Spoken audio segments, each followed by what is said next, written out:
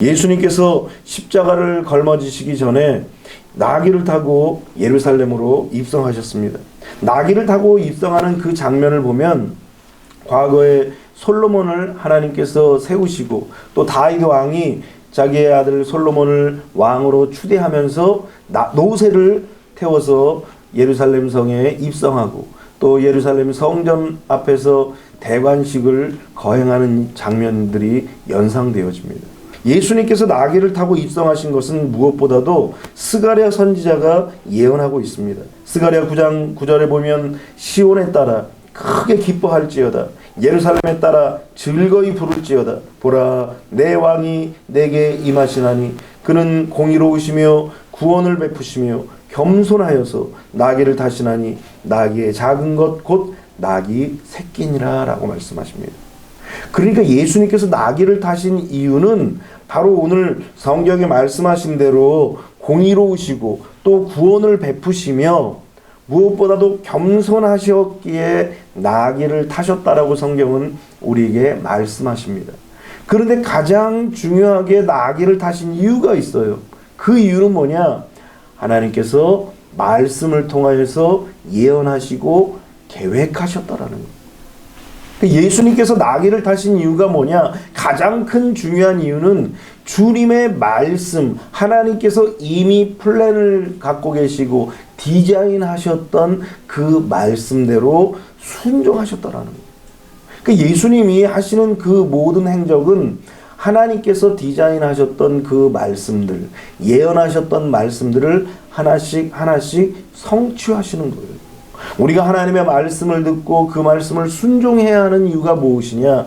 예수님이 하나님의 아들이시잖아요. 하나님의 본체이시잖아요. 그럼에도 불구하고 주님이 주신 그 예언의 말씀들을 다 따라서 순종하시고 실행하시고 이행하셨더라는 거예요. 그래서 이 놀라운 그 은혜 가운데에서 말씀을 순종해 나가셨던 것입니다. 이것을 보고 사람들은 종려나무를 가지를 꺾어서 호산나 호산나 우리를 구원해달라고 하나님을 찬양하고 경배하고 메시아이신 그리스도이신 예수님을 높여 경배했던 것입니다. 마치 평화의 왕이 입성할 때에 퍼레이드를 하듯이 예수님은 그렇게 나귀를 타고 예루살렘 성을 입성하셨던 것입니다. 사실 예루살렘이라는 뜻은 평화의 터전이라는 거예요. 그래서 평화의 왕이신 예수님이 평화의 터전에 입성하셔서 거기서 왕으로 등극하시는 거예요. 얼마나 영광스럽고 얼마나 놀라운 일입니까? 그러니까 사람들이 호산나 또 하늘에는 영광이요 땅에는 평화라고 찬양할 때에 그들이 입을 막는다면 돌들이 오히려 찬양할 정도로 영광스러운 그 장면이 바로 평화의 터전인 예루살렘으로 입성하는 평화의 왕의 모습이라는 거예요. 그런데 사실 예루살렘이 평화의 터전인데 그 이름과는 달리 그곳에는 무엇이 있었느냐? 오히려 투기가 있었고 외식이 가득하고 억압과 착취가 가득했던 거예요. 그러니까 예루살렘은 예루살렘인데 거짓 평화의 터전이라는 거예요. 평화가 그곳에는 없고 거기는 분쟁과 다툼만이 죄악만이 가득한 곳이 바로 예루살렘인 것입니다. 심지어는 예수님께서 입성하셔서 평화의 왕으로 입성하셨는데도 불구하고 유대인의 왕으로 등극하셨음에도 불구하고 예수님을 십자가에 처참하게 죽이는 죄악을 이 유대인들이 저지르고 말았던 것입니다.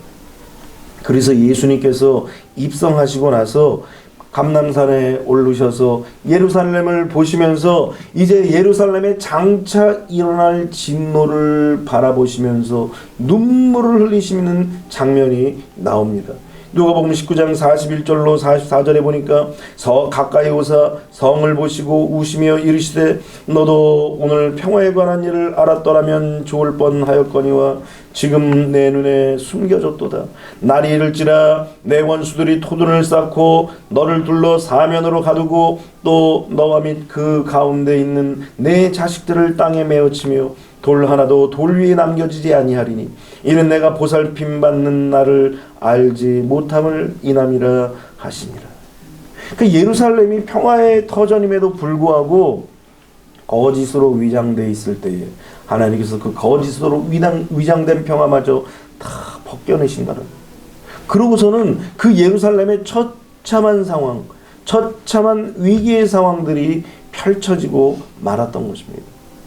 정말 이 예루살렘이 어떻게 됩니까? 티도 장군이 예루살렘을 점령하면서 이 예루살렘 성전마저 돌 하나도 돌 위에 남아 있지 않도록 하나님께서 그 성과 성전을 다 무너뜨린 거예요. 그러니까 거짓으로 위장된 것은 결국은 벗겨진다라는 거예요. 결국은 그 거짓이 위장과 그 포장된 것들이 벗겨져서 만천하의 그 거짓된 것들이 드러내고 만다라는 것입니다. 이렇게 예수님께서 입성하신 그 예루살렘은 죽음이 기다리고 있고 위험이 도사리고 있고 그리고 앞으로 멸망될 위기의 장소가 바로 예루살렘인 것입니다. 그런데 그 성으로 예수님께서 사명을 감당하기 위해서 입성하셨다라는 거예요. 사명이 그래서 이렇게 중요한 거예요. 여러분들도 마찬가지예요. 이 땅에 살면서 먹고 마시고 누리며 즐기며 물론 그것도 필요하겠지요. 그러나 우리가 가장 삶에 있어서 중요한 것이 무엇이냐면 내가 존재하는 이유, 다시 말해서 사명인 거예요. 사명을 감당할 때에 그 사명 때문에 우리가 살아가는 거예요. 사명이 다하기 전에는 사람이 죽지 않는데요. 사명을 다하기 전까지는 우리의 생명을 하나님께서 보존시켜 주신다는 거예요. 그래서 이 땅에서 우리에게 주신 그 사명을 감당하는 것, 그것이 바로 우리가 이 땅에서 해야 될 일인 것입니다. 예수님께서 이 세상에 오신 것도 인류 구원이라는 사명을 감당하기 위해서 오신 거예요. 그런데 그 사명을 만일 감당하지 않는다면 예수님이 이 땅에 오실 이유가 없는 거예요. 우리도 하나님의 자녀로서 이 땅에 숨을 쉬며 살아가는 이유가 무엇이냐면 사명을 감당하기 위해서 이 땅에서 숨을 쉬며 살아가는 거예요. 그것이 바로 우리의 존재의 이유인 것입니다. 여러분들도 여러분들의 사명을 놓고 기도하시고 이 사명을 감당하기 위해서 정말 우리 자신의 모든 것들을 다 내려놓고 주님이 주신 그 사명을 향하여서 달려가는 거룩한 주의 백성들이 되시기를 바랍니다. 예수님은 그렇게 이 사명을 감당하기 위해서 예루살렘으로 입성하셨던 것입니다. 비록 어둠이 기다리고 있었지만 예수님의 이 입성은 빛이셨고 승리셨고 그리고 모든 인류의 희망이 되어 주셨던 것입니다. 예수님은 이렇게 고난과 그리고 죽음, 위험이 도사리고 있었지만 그럼에도 불구하고 예수님은 승리를 미리 아셨습니다. 요한복음 16장 33절에 보면 이것을 너희에게 이르는 것은, 이것이 뭐냐? 예수님께서 받으실 고난, 예수님께서 받으실 죽음을 말씀하십니다. 이것을 너희에게 이르는 것은 너희로 내 안에서 평안을 누리게 하려 함이라. 세상에서는 너희가 환난을 당하나 담대하라, 내가 세상을 이기었노라 라고 말씀하십니다. 이미 예수님은 이겨놓고 싸우는 거예요. 세상이 볼 때에, 사탄 마귀가 볼 때는 마치 패배자 같고 마치 진 것 같은데, 그래서 모든 것들이 사라져 보이겠지만 그러나 이미 예수님은 승리를 아셨던 것입니다. 과연 예수님의 예루살렘 입성은 어떤 승리인지를 우리 함께 나눠보기를 원합니다. 첫 번째는 악과 증오를 사랑으로 이기신 승리였습니다. 여러분, 세상의 승리는 뭐예요? 악이든 증오든 그것을 더 큰 악과 더 큰 증오를 갖고 있지 않으면 세상에서 결코 승리할 수가 없어요. 그러니까 우리 영화 같은 것을 보면은 뭐 대사 중에 그런 얘기 있잖아요. 저 악보다 더 악하게 해요. 저 증오보다 더 큰 증오가 있어야 저들을 물리칠 수 있다는 거예요. 그런데 예수님은 역설적이게도 악과 증오를 무엇으로 이겼습니까? 사랑으로 이기셨다는 거예요. 예수님께서 예루살렘을 입성하신 후에 한 주간의 생활을 보면은 사람들과 얼마나 많이 충돌한지를 몰라요. 왜 충돌하셨어요? 아니, 사람들과 좋게 지내야 될 거 아니에요. 교제하며 지내야 될 거 아니에요. 잘 지내야 되잖아요. 그런데 왜 그들과 충돌하셨어요? 하나님의 뜻과 맞지 않으니까 그들과 충돌할 수밖에 없는 거예요. 하나님의 말씀을 지키지 아니하고 하나님의 말씀과 다르기 때문에 그들과 충돌이 생길 수밖에 없었던 것입니다. 그래서 예수님께서 오히려 집안에 있는 자들이 더 원수라는 거예요. 유대인들이 형제자매들이잖아요. 예수님과 함께. 예수님이 유대인이셨기 때문에 유대인들이 바로 형제자매들이에요. 그런데 그들이 오히려 예수님의 적이고 원수가 되었던 거예요. 왜 적이고 원수가 되었어요? 하나님의 말씀과 하나님의 뜻대로 살지 않았기에 원수가 되고 대적자들이 되었던 거예요. 예수님께서 입성하시고 나서 성전에 딱 들어가 보니까 성전이 어느 곳입니까? 왜 성전인 거예요? 거룩한 곳 아닙니까? 거룩한 곳. 왜 거룩한 곳이에요? 하나님의 임재가 있기 때문에 성전이고 거룩한 곳이 되었어요. 그래서 그곳을 만민이 기도하는 집이라고 명명하신 것입니다. 그러니까 그것이 하나님 앞에 기도하는 곳이라는 얘기는 뭐냐면 하나님을 만나는 것이래요. 그래서 광야에서도 성막을 짓고도 거기다가 성소를 지었던 거 아닙니까? 거룩한 장소라는 거예요. 하나님이 임재하셔서 하나님의 임재하심을 우리가 경험하고 하나님의 임재를 만나기 위해서 그곳에 들어가는 곳이 바로 성소예요. 그런데 그 성소에서 어떤 일들이 벌어지고 있습니까? 지금 장사꾼들이 장사를 하고 있는 거예요. 사기꾼들이 거기서 매점 매석을 해가지고 돈을 벌고 있다는 거예요. 거룩한 곳에서 썩어질 육신을 위해서 지금 존재하는 장소로 바뀌어져 버리고 말았더라는 것입니다.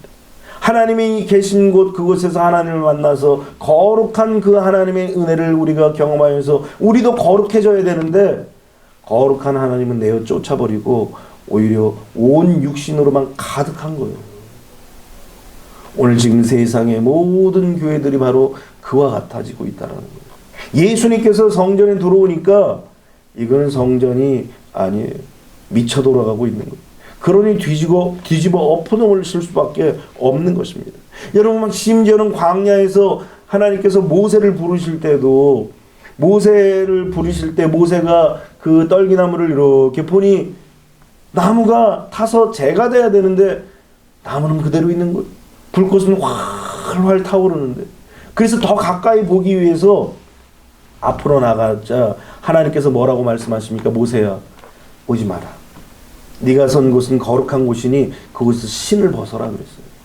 하나님 앞에 나갈 때 이렇게 거룩한 하나님이 계신 곳은 어느 곳이든지 거룩한 모습으로 우리가 서야 되는데 이 성전을 이렇게 강도의 구렬로 바꿔놓은 거예요. 그러니 예수님께서 그곳에 엎어놓을 수밖에 없는 거예요. 여러분 늘 거기서 뭔가를 이익을 얻었던 대제사장들이나 종교 지도자들이 볼 때 어떻게 있어요? 속에서 부글부글 끓는 거예요. 그러니 부딪힐 수밖에 없는 것입니다. 또한 당시의 종교 지도층인 서기관들과 바리새인들 또 율법사들을 향해서 예수님께서 화 있을진저 외식하는 자들이여 그랬어요. 또 회칠한 무덤이라고 그랬습니다. 그게 무슨 얘기예요? 겉은 번지르르 하지만 속은 다 죽은 존재들이라는 거예요. 포장된 존재들이라는 거예요. 그 얘기를 듣고 서기관이나 바리새인이나 율법사들이 좋아하겠어요?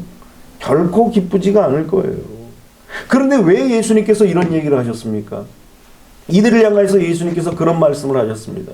너희들은 천국문을 막고서 니들도 안 들어가고 들어가려고 하는 사람도 막는다라는 거예요. 왜 이런 일들이 벌어집니까? 하나님의 말씀을 말씀대로 펼치는 것이 아니라 자기의 나름대로 해석한다라는 거예요. 그러니까 자기들도 못 들어가고 들어가려고 하는 자들도 그게 아니다라고 얘기하면서 자기들의 해석 방법으로 가르쳐 주니 예수님은 보이지 않고 누가 보여요? 사람만 보이는 거예요. 오늘날 교회도 마찬가지예요. 예수님이 증거돼야 돼요. 예수님이 항상 주인이에요. 예수님이 항상 주인공이에요. 그런데 점점 이 세상에 교회에 예수님이 주인공이 되어지지 않는다라는 거예요. 예수님이 사라지고 있어요. 교회에. 그래서 이들을 향하여서 예수님께서는 소경이 소경을 인도한다라고 얘기합니다. 얼마나 어둡겠어요. 얼마나 캄캄하겠어요. 그러니 예수님께서 이들과 부딪힐 수밖에 없는 거예요. 또 예수님께서 포도원의 악한 농부의 비유를 들으면서 이들이 바로 악한 농부다라는 거예요. 여러분, 농부가 자기의 땅이 아니에요. 소작농이에요. 청지기들이에요. 주인이 멀리 타국으로 가면서 이 땅을 좀 맡아서 관리해라. 관리할 때 내가 돌아오면 적절하게 내가 상을 줄 것이다. 그래서 떠날 때는 알겠습니다 하고 이제 땅을 맡아서 관리를 했는데, 이제 열매가 풍성하게 맺혔으면은 뭘 보내야 될 거 아니에요, 주인에게. 근데 오질 않는 거예요. 그래서 주인이 처음에는 다른 청지기들을 보내니까 청지기를 때로는 때리고 때로는 죽이기도 하고, 그러자 이 주인이 내 사랑하는 아들 상속자를 보내면 그래도 이들이 아마 그를 사랑하고 또 아낄 것이다. 그들의 말은 아마 들을 것이다. 그래서 그의 아들을 보냈더니 그 아들까지만 죽였다라는 거예요. 이것을 비유로 얘기하면서 니들이 그 악한 자들이다.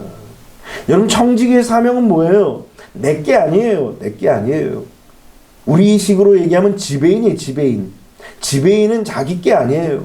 주인이 시키는 대로, 주인이 원하는 대로, 주인의 말씀에 따라, 주인의 뜻을 따라 순종하고 또 충성을 다해야 할 것이 바로 청지기예요.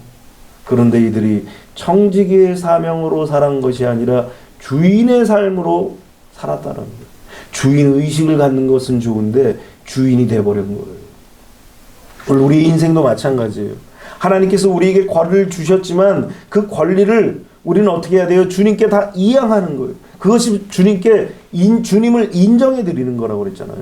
주님을 인정해 드릴 때에 비로소 우리는 청지기의 삶을 살고 겸손한 자의 삶을 살게 되는 거예요. 그런 자들을 하나님께서는 은혜를 주시고 또 복도, 또 다른 복도 맡겨주시는 거예요. 그러니까 우리가 복 달라고 구할 것이 아니라 복을 하나님 앞에 받을 수 있는 그릇을 준비하는 거예요.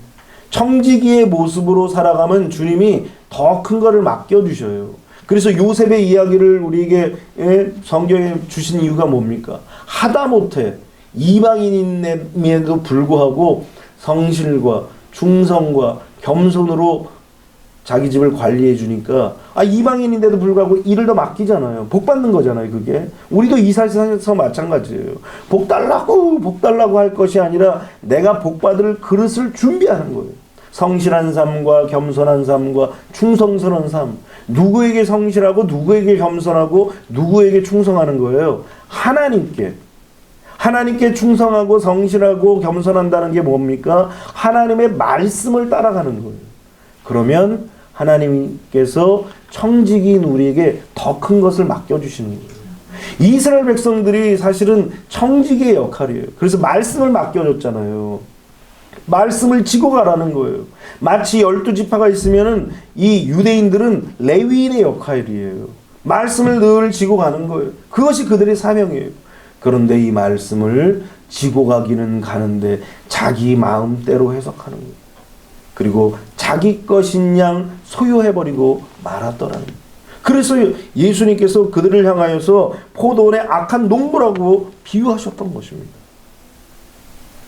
그렇게 대놓고 그들의 잘못을 지적하니까 그들의 마음이 부글부글 끓는 거예요.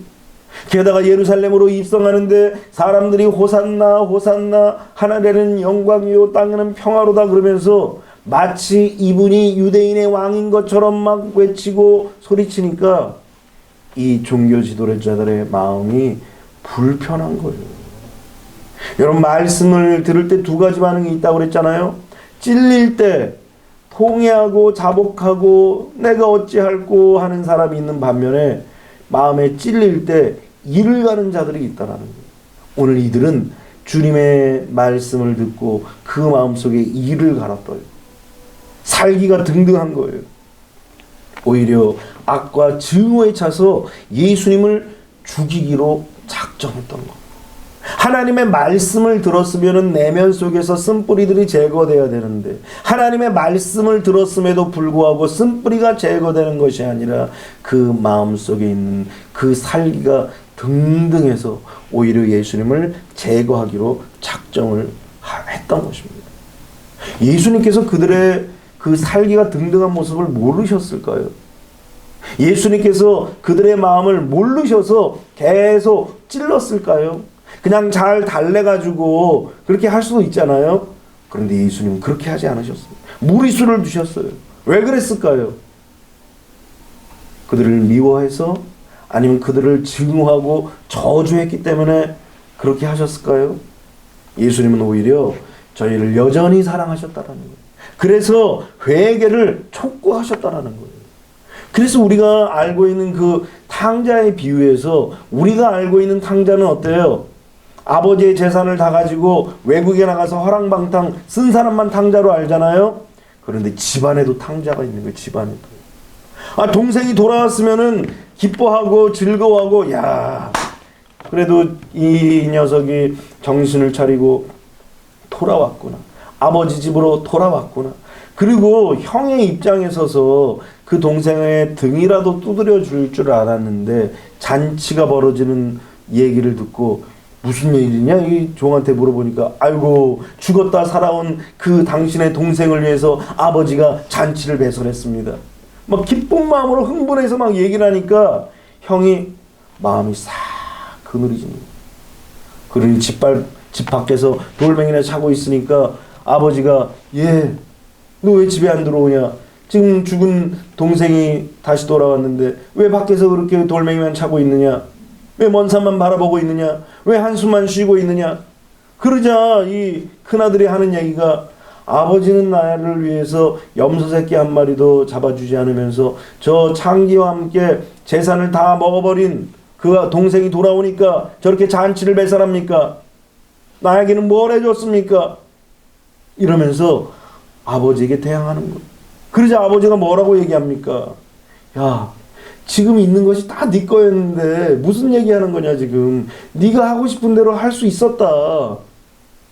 그럼에도 불구하고 이 아들의 마음엔 문이 닫히고 말았던 거예요. 하나님께서 우리에게 주신 은혜를 깨닫지 못하는 사람은 늘 탕자예요. 늘 부족한 거예요. 늘 불만인 거예요. 늘 불평인 거예요. 하나님이 나에게 다 주셨음에도 불구하고 누리지 못한 그런 어리석음이 있음에도 불구하고 그것을 깨닫지 못하고 불만과 불평을 가지고 있었던 자들, 그들이 바로 유대인이었다라는 거예요. 하나님께서 아브라함을 택하셔서 아브라함의 자손에게 그렇게 큰 축복을 주셨음에도 불구하고 이 유대인들이 그걸 복으로 생각하지 못했던 거예요. 그러니 얼마나 한심한 일입니까? 그래서 예수님께서 그렇게 그들을 책망하시고 그렇게 그들에게 회개를 촉구하셨던 거예요. 십자가상에서 예수님께서 하신 말씀을 보면 우리가 그 진의를 알 수 있습니다. 누가복음 23장 34절에 예수님께서 십자가에서 매달려 계실 때 대제사장과 유대인들이 막 조롱을 합니다. 내려와라. 내려오면 우리가 믿겠다. 그러면서 예수님의 그 옷을 또 제비를 뽑는 로마 병정들이 있고 그 옆에서 낄낄낄낄 웃으며 희희낙낙했던 그 유대인들 종교 지도자들이 그 앞에 있었습니다. 그때 예수님께서 뭐라고 말씀하십니까? 이에 예수께서 이르시되 아버지 저들을 사하여 주옵소서 자기들이 하는 것을 알지 못함이니이다 하시더라. 그들이 그의 옷을 나눠 제비 뽑을세 그랬어요. 사람들이 구경하고 관리들은 비웃고 저가 남은 구원에도 자기는 구원받지 못한다, 자기는 구원하지 못한다고 조롱하고 또 모욕을 주는 거예요. 그럼에도 불구하고 예수님은 그들을 사해달라고, 그들을 용서해달라고 하나님 앞에 간구하며 기도하셨더라는 거예요. 그것이 바로 예수님의 마음이었던 거예요. 예수님은 여전히 용서하시고 아끼시는 세상에 없는 참사랑을 그들에게 보여주셨던 것입니다. 그래서 친구는 누구냐? 그저 잘했다고 하고 그저 그럴 수도 있다라고 그렇게 얘기하는 것이 친구가 아니에요. 물론 뭐 실수하고 또 아는 뭐 잘하면 잘했다 할 수도 있을 거예요. 또 잘하려고 하다가 실수할 수도 있잖아요. 그러면은 또 그럴 수도 있다고 얘기할 수도 있습니다. 그러나 반복되는 죄, 하나님과 더 점점 멀어지는 그런 죄를 범하는 친구에게 그럴 수도 있지, 잘했어 라고 말하는 건 그것 자체도 죄라는 거예요. 성경은 그것을 잘했다라고 표현하지 않습니다. 여러분 잠언 27장 5절로 6절에 보니까 면책은 숨은 사랑보다 나으니라. 면책이라는 말이 뭐예요? 누구에게 책망하는 것, 이것은 숨은 사랑보다 낫다라는 거예요. 아무 소리 안 하고 그냥 잡고 닫고 있는 거, 그게 다 능사가 아니라는 거예요. 6절에 그래서 그런 얘기를 합니다. 친구의 아픈 책망은 충직으로 말미암는 것이나 원수의 잦은 입맞춤은 거짓에서 난 것입니다. 이 원수의 잦은 입맞춤이라는 것이 뭐예요? 잘했어, 립 서비스를 얘기하는 거예요. 괜찮아, 뭐 사람이 살다 보면 그럴 수도 있지, 뭐 죄질 수도 있고 하나님 앞에 그렇게 할 수도 있고 이렇게 할 수도 있고, 자기가 잣대가 되어서 잘못된 길을 가도 다 괜찮대요. 우리 로마서 1장에 뭐라고 그랬어요? 죄진 사람도 인정해주고 자기도 죄짓고 죄짓는 사람도 죄가 없다라고 그렇게 사면해 주는 거예요. 그래서 사형에 해당한다라는 거예요. 그런데 예수님의 사랑은 어때요? 아프지만, 마음은 아프지만, 불편하지만, 그럼에도 불구하고 사랑하기 때문에, 그래서 여기서 충직이라고 표현한 거예요. 친구를 너무나 사랑하여서 충성스럽게 그 친구로서의 그 사명을 감당한다라는 거예요. 잘못된 길을 걷는 친구에게 잘못됐다고 얘기할 수 있는 것, 그것이 바로 진짜 친구라는 거예요. 지금 희낙락할 상황이 아니라 이거예요. 지금 구원의 날이고 지금은 은혜 받을 때인데 지금 왜 희낙락거리고 있느냐. 깨어서 기도해라. 이것이 바로 친구가 해야 될 이야기들이라는 거예요. 그런데 우리는 혹시 어떻습니까? 혹시 우리가 사이가 벌어질까봐 결코 싫은 얘기는 안 해요. 잘못된 것을 결코 이야기해주지 않아요. 때로는 성도로서 사랑하는 그런 누군가에게 목숨을 걸고서라도 회개를 촉구할 수 있어야 되는 거예요. 돌아오면 감사한 거고, 안 돌아와도 그 이후에는 또 그 사람의 책임이에요. 그런데 얘기조차 안 하면 그 자체가 죄인 거예요. 나팔수가 경계병이 적들이 쳐들어오는데 나팔을 불어야 될 거 아니에요. 적이 쳐들어온다고. 그런데 아유, 다 알겠지 뭐. 누군가 보겠지. 그러다가 점령되면 그 책임을 누가 지느냐? 경계병이 지는 거예요. 하늘나라도 마찬가지라는 거예요. 죄를 촉구하며 회개를 촉구해야 할 사람이 입을 닫고 있으면 하나님께서 그 사람의 핏값을 입을 열지 않고 닫은 사람에게서 찾을 것이라고 말씀하셨더라고요. 그래서 예수님께서는 끊임없이 사람들에게 회개를 촉구하신 것입니다. 우리가 성도로서 이러한 사랑을 베푼다라는 것은 그들이 잘못된 길에 서 있을 때 빨리 돌아와라. 거기서는 잘못된 곳이고 그곳은 멸망의 자리다라고 가르쳐 주고 촉구하는 것, 회개를 촉구하는 것, 이것이 바로 성도의 사명이라는 거예요. 이것을 하지 않으면 이미 사탄 마귀에게 우리는 진 거예요. 예수님은 선민이라고 하는 그들을 여전히 사랑하셨기 때문에 책망도 하고 깨우치시고 그리고 그들을 위해서 이렇게 기도도 하셨던 것입니다. 오늘 우리도 이런 사랑을 보여야 하는 것입니다. 유대인들은 예수님에 대해서 증오와 미움의 마음을 가졌습니다. 그런데 예수님은 선과 사랑의 마음을 가지고 승리하셨다라는 거예요. 마치 요셉이 형들이 요셉을 해하려고 했지만 요셉은 어떻게 해요? 형들을 살리려 했다라는 거예요. 생명을 살리려고 했다라는 거예요. 형들은 요셉을 없애면서 그의 자신을 해하려고 했지만, 악과 증오의 마음을 가지고 해하려고 했지만 요셉은 사랑의 마음으로 그들을 살렸던 것입니다. 예수님이 예루살렘 성을 입성하신 그 승리는 바로 증오와 악을 이기신 사랑의 승리였어요.